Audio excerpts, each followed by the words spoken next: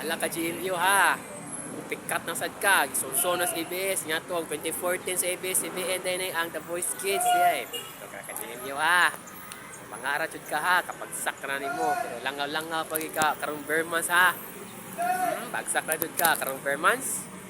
Murag yapon is kapamilya deal or no deal is best. Napay everybody sing lanikang Vice Ganda. Lang yapon. Nadiri sa guys no Country Mall. Sa diya sa may Banilat niya daw takpayan sa Sudbo. Headquarters din niya to Kay madakos J-Mall sa sunay kayon. Sa J-Mall o sa Pacific Mall Mandawi napay Konsolasyon, napay Carcar City, Cebu, Philippines. But unless GMU is sunis ng Japon, ang The Voice Kids is flop. Sonsoon ra ka ha. Sonsoon na ka sa ABS niya to 2014 o 2019. Yaga ra ka ha. Pag laser is Idol Kids Philippines. Ikaduha, Girlfriends of Familiar. Pagdugan niya tumiyaging tuig. Yabag ra ka. Yaga ra ka. Sa pamanato ron. Karong Bermans. Ang mga gapon is kapamilya deal or no deal is best. Kaduha,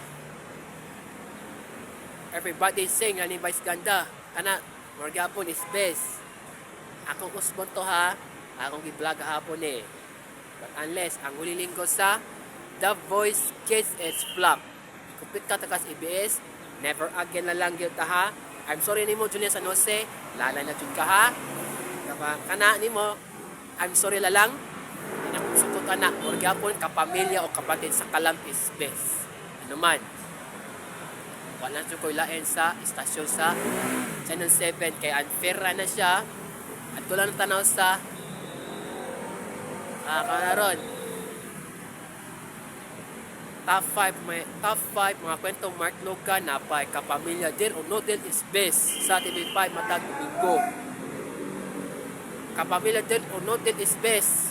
Ilan kang idol Kuya Luis Manzano o everybody say ilan kang malingaw ni Ate Vice Ganda.